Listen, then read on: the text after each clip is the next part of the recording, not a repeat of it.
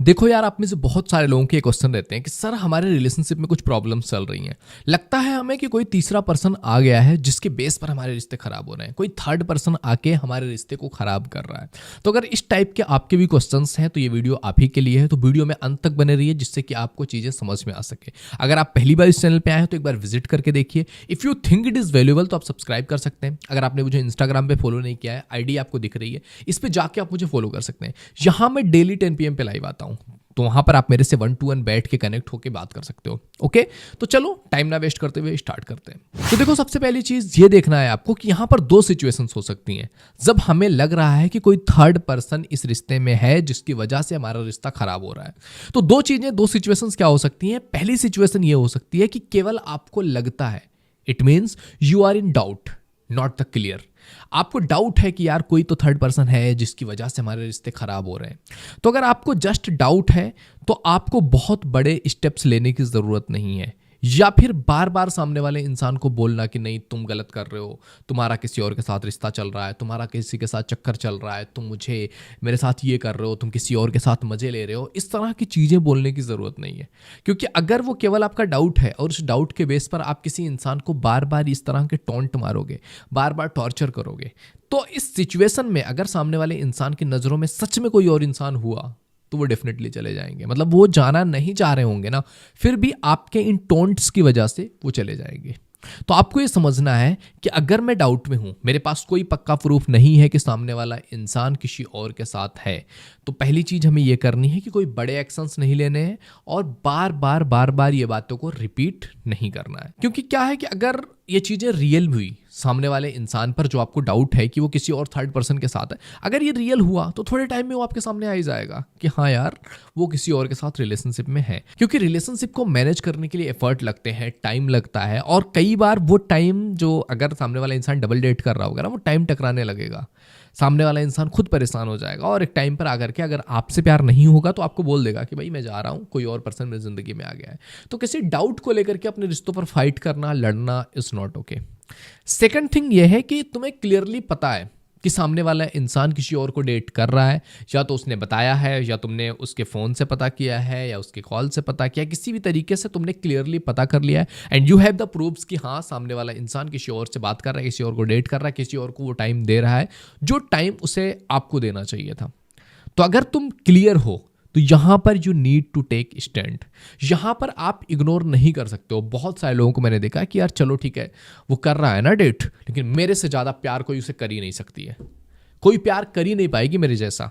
ऐसा मैंने बहुत सारे लोगों को देखा है कि यार ठीक है वो किसी और इंसान के साथ बॉयफ्रेंड की तरह नहीं, बेस्ट फ्रेंड की तरह जा रही है और धीरे धीरे उनकी बातचीत चल रही है, लेकिन कोई नहीं यार मेरे जैसा ना कोई कमाता है, ना मेरे जितना प्यार उसे कोई कर सकता है, वो नहीं जा सकती है।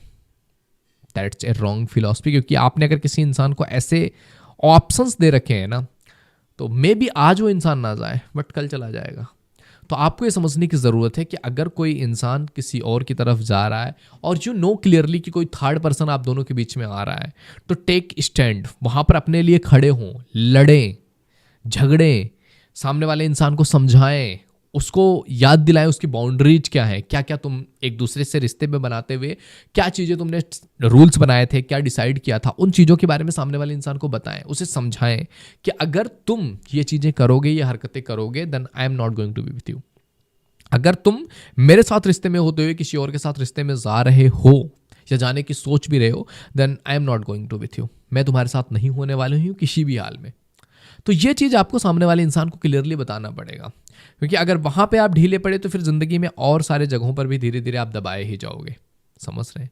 तो अगर आपको क्लियरली पता है then take the stand, and if you are not clear, you are just hoping कि ऐसा हो रहा होगा या आपको ऐसा डाउट हो रहा है, तो वहाँ पे थोड़ा टाइम लेने की ज़रूरत है। जब आपके पास प्रूफ हो जाए फिर सामने वाले इंसान से क्लियरली बैठ के बात करो।